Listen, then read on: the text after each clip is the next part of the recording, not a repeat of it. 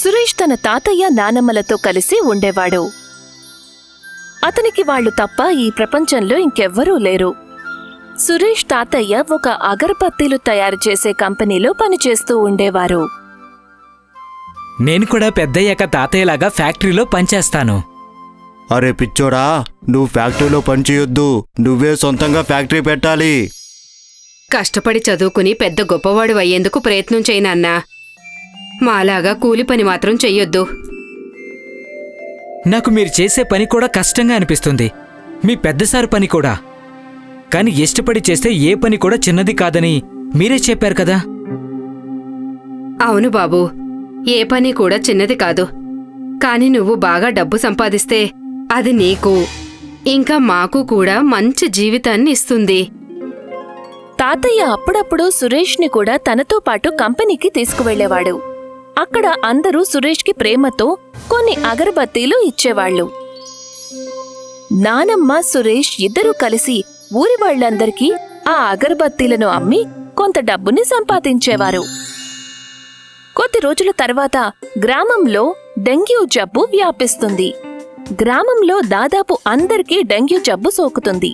సురేష్ తాతయ్యకి కూడా ఆ వ్యాధి సోకుతుంది. నానమ్మా, తాతయ్యకి ఎప్పుడు బాగవుతుంది? అది మనం చెప్పలేం బాబూ. ఇప్పుడు మన దగ్గరున్న మొత్తం డబ్బు ఖర్చు పెట్టి మీ తాతయ్యకి మంచి ట్రీట్మెంట్ని ఇప్పిద్దాము. తాతయ్యకి ట్రీట్మెంట్ ఇప్పించడానికి ఇంట్లో ఉన్న డబ్బంతా ఖర్చయిపోతుంది.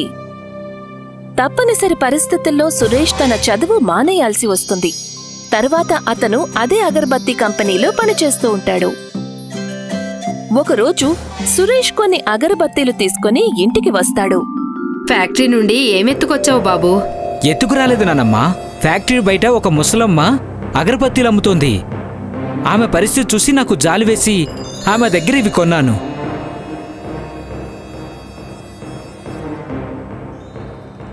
ఆ రాత్రి దేవుడి ముందు ఆ అగరబత్తీలు వెలిగించి సురేష్ నిద్రపోతాడు. అగరబత్తీల వాసన ఇల్లంతా వ్యాపిస్తుంది. ముగ్గురికి ఆ వాసన కారణంగా బాగా నిద్ర పట్టేస్తుంది. కొద్ది రోజుల తర్వాత సురేష్కి ఒక కల వస్తుంది. అతను తర్వాతి రోజు ఉదయం అతనికి వచ్చిన కల గురించి తన నానమ్మకు చెప్తాడు. నానమ్మా, నాకు మన పెద్దసారు గురించి ఒక కల వచ్చింది.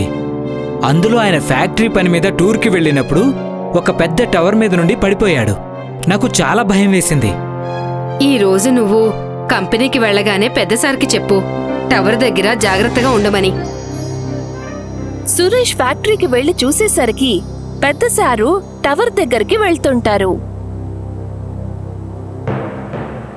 సురేష్ అతని వెంట పరిగెత్తి అతని కాలు జారి పడిపోతూ ఉండగా సురేష్ సరైన సమయంలో అతన్ని కాపాడతాడు. సురేష్, ఈ రోజు నువ్వు లేకపోతే నాకేమయ్యుండేదో. Thank you Suresh. ఈ రోజు నుండి నువ్వు ఈ కంపెనీకి మేనేజర్వి.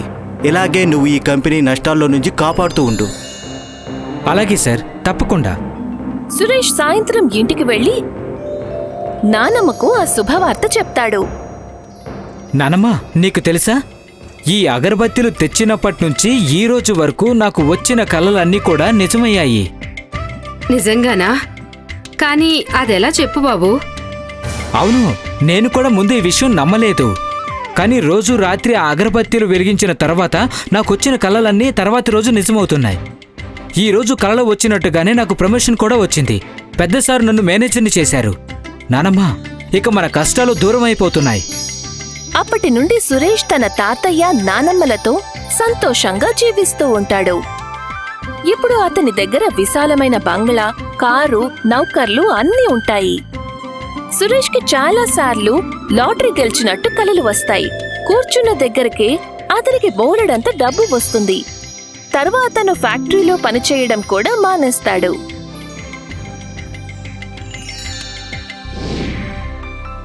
ఒకరోజు సురేష్ హఠాత్తుగా నిద్రలేస్తాడు. ఒళ్లంతా చెమటలు పట్టి భయపడుతూ ఉంటాడు.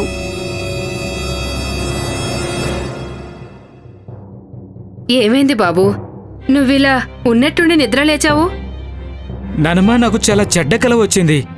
దేవుడా, ఈరోజు అగరబత్తి కూడా ఇంకా వెలుగుతోంది. అంటే నీకొచ్చిన కల నిజమవబోతోందా? నాకు తాతయ్య చనిపోయినట్టు కల వచ్చింది. మనం తాతయ్యని డాక్టర్ దగ్గరికి తీసుకెళ్ళాము. డాక్టర్ ఏదో తప్పు మందిచ్చి తాతయ్యని చంపేశాడు. సురేష్ అతని నానమ్మ ఇద్దరూ కలిసి రాత్రంతా తన తాతయ్య దగ్గరే కూర్చుంటారు. ఇద్దరూ ఆ కల నిజమవుతుందేమోనని చాలా భయపడుతూ ఉంటారు. తర్వాతి రోజు ఉదయమే ఆ ముసలమ్మ కోసం వెతుకుతూ బయలుదేరతాడు. ఎవరైతే అతనికి అగరబత్తీలు అమ్మిందో.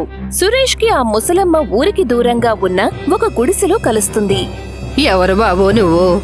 ఎందుకిలా పరిగెత్తుకుంటూ ఇక్కడికొచ్చావు? పెద్దమ్మా, నాకు నువ్వే సహాయం చేయాలి పెద్దమ్మా. నేను నీ దగ్గర కొన్ని నెలల క్రితం అగరబత్తీలు కొన్నాను.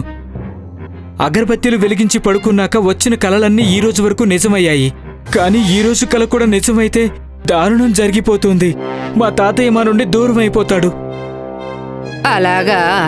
నాకు 10 ఏళ్ల క్రితం సలహా చెప్పడానికి ఎవ్వరూ రాలేదు బాబూ. కానీ నీ పట్ల నేను అలా జరగనివ్వను. నా మాటలు చాలా జాగ్రత్తగా విను. సురేష్ తన కళ్ళని తుడుచుకుని చాలా జాగ్రత్తగా ఆ ముసలమ్మ చెప్పిన మాటలను వింటాడు. ఆమె చివరిగా చెప్పిన మాటలు విని చాలా ఆశ్చర్యపోతాడు. నీకీ రోజు వరకు ఆ మ్యాజిక్ అగరబత్తితో ఏమైతే వచ్చాయో, డబ్బు, కారు, ఫ్రెండ్స్, పని, బంగళా, బట్టలు, అవన్నీ కూడా నువ్వు త్యాగం చెయ్యాల్సి ఉంటుంది. కానీ జీవితంలో నేను, మా తాతయ్య, నానమ్మ మొదటిసారిగా సంతోషంగా ఉన్నాం. మొదటిసారి మాకు డబ్బు గురించి భయం లేదు. ఇప్పుడు ఇవన్నీ నేను త్యాగం చేస్తే మేం మళ్ళీ బీదవాళ్ళుగా మారి జీవితం గడపాల్సి వస్తుంది. ఒకప్పుడు నాకు అవన్నీ ఉండేవి. ఒంటి నిండా నగలు, పెద్ద బంగళా, కారు, ఇంకా అన్నీ ఉండేవి. స్వార్థంతో నా కళ్ళు మూసుకుపోయాయి. నేను నా కుటుంబాన్ని పూర్తిగా పోగొట్టుకున్నాను. మీ తాతయ్యతో కలిసి ఒక పేదవాడిగా జీవితాన్ని గడుపు. ఆయనతో కలిసి జీవించడమే నీకు చాలా మంచిది బాబు. సురేష్ అది వినగానే చాలా బాధపడతాడు. ఏడుస్తూ అతను ఇంటికి వెళ్లి తన తాతయ్యని, నానమ్మని ఒకే బెడ్ మీద ఉండటం చూస్తాడు. మ్యాజిక్ అగరబత్తీలు కూడా వెలుగుతూ ఉంటాయి. అప్పుడు సురేష్ ఆ ముసలమ్మ చెప్పిన మాటలు నిజమేనని నమ్ముతాడు. విలాసవంతంగా జీవించడం కన్నా తన ఆత్మీయులతో కలిసి బీదవాడిగా జీవించడమే మంచిదని అనుకుంటాడు. నానమ్మ, తాతయ్య, మనం మళ్ళీ మన పాత జీవితంలోకి వెళ్ళిపోవాలి. సురేష్, అతని తాతయ్య, నానమ్మ తమ మొత్తం సంపదంతా వదిలేసి తమ పాత గుడిసెలోకి వెళ్లిపోతారు. ముగ్గురూ కలిసి కష్టపడుతూ పనిచేస్తూ చాలా సంతోషమైన జీవితాన్ని గడుపుతూ ఉంటారు.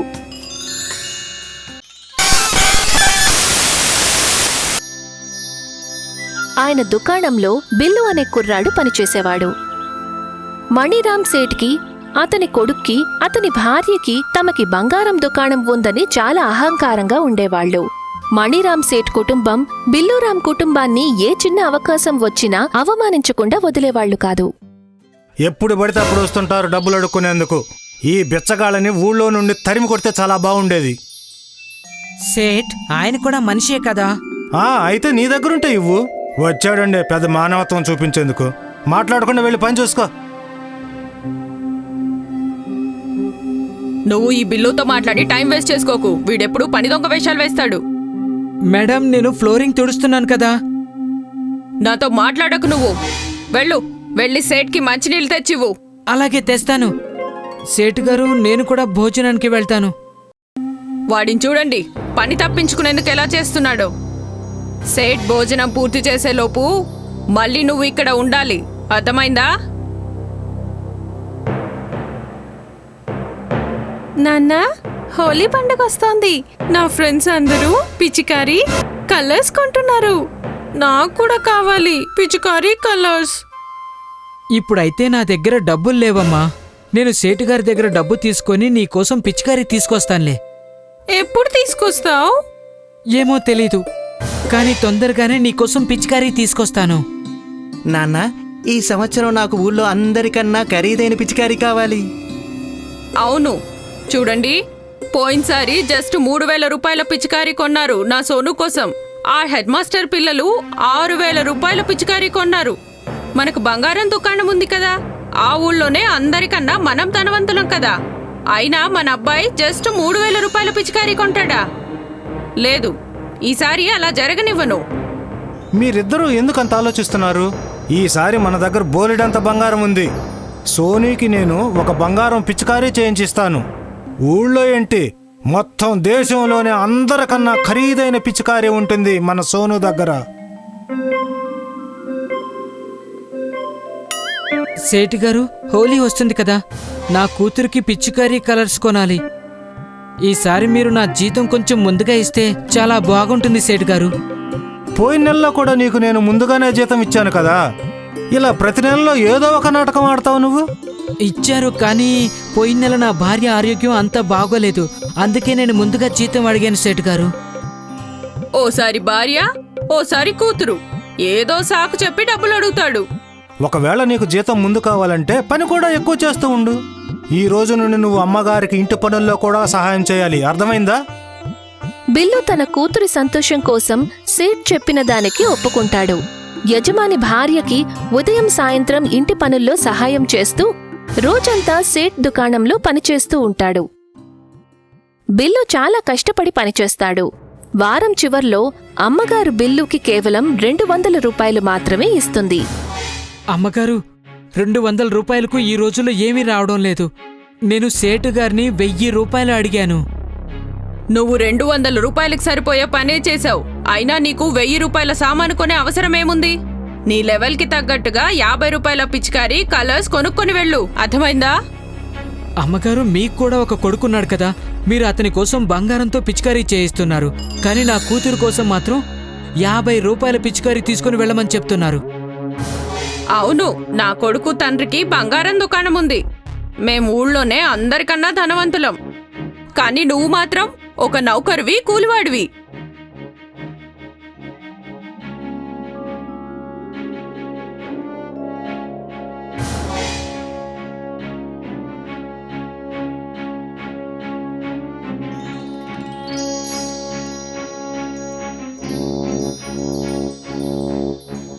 నాన్నా, మీరు వచ్చేసారా?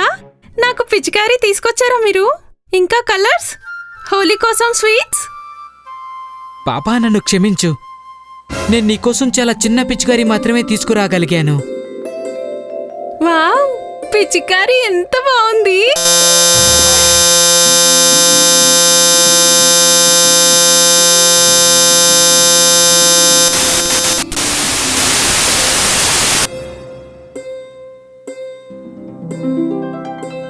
నాన్నా, లేవండి.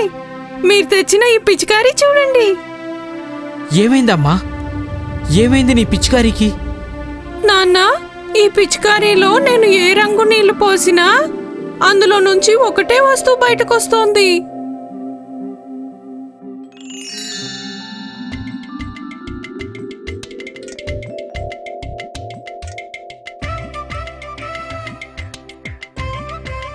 పాపా, నీకు సాయంత్రం ఇంకో పిచికారీ తీసుకొచ్చేస్తాను.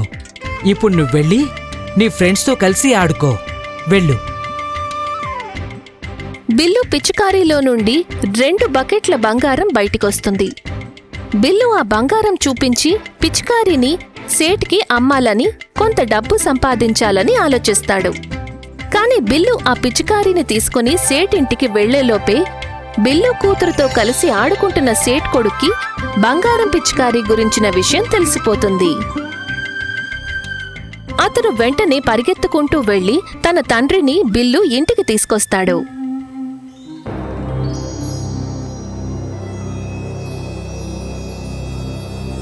బిల్లు, నీ దగ్గర ఏదో మ్యాజిక్ పిచికారీ ఉందని నాకు తెలిసింది. అంత పెద్ద విషయాన్ని నువ్వు నా దగ్గర దాచిపెట్టావా? లేదు సేటు గారు, నేను దాచిపెట్టాలనుకోలేదు. నేను ఆ పిచికారిని తీసుకొని మీ దగ్గరికే రావాలనుకున్నాను. అలాగా, అయితే తీసుకురా. ఆ పిచికారీ నాకు ఇచ్చేయి. మీరు ఆ పిచికారికి కొంత డబ్బు ఇవ్వాలి సేటు గారు. బిల్లు, మీ యజమానిని నువ్వు డబ్బు అడిగేందుకు నీకు సిగ్గుగా అనిపించడం లేదా? సిగ్గు మీకు కూడా లేదు కదా నాతో అంత పని చేయిస్తున్నందుకు. బిల్లు, నాకే ఎదురు చెప్తావా? ఒక మ్యాజిక్ పిచికారీ దొరకగానే నాతో గొడవ పడతావా నువ్వు? 2 రూపాయల విలువ కూడా లేదు నీకు. నేను ఈ పిచికారీ సహాయంతో నీలాంటి 100 మంది బిల్లులను కొంటాను.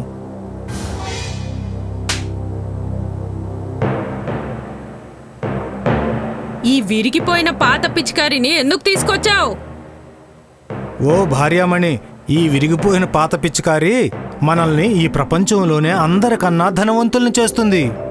అవునా? మీరు చెప్పేది నిజమేనా? నువ్వు అలా చూస్తూ ఉండు.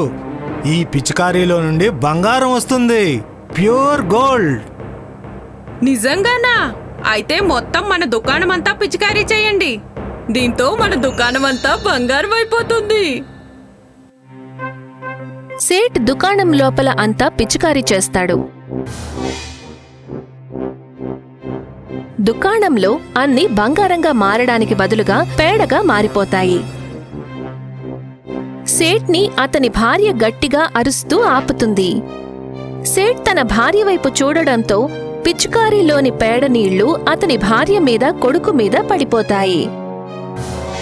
బిల్లు తన దగ్గరి 2 బకెట్ల బంగారం అమ్ముకొని చాలా ధనవంతుడైపోతాడు. అతను తన కోసం పెద్ద కారు, బంగళా, ఇంకా నగల దుకాణం ఓపెన్ చేస్తాడు. మరోవైపు మణిరామ్ తన పేడ దుకాణంలో పేడగా మారిన తన భార్యని, కొడుకుని చూసి ఏడుస్తూ ఉంటాడు.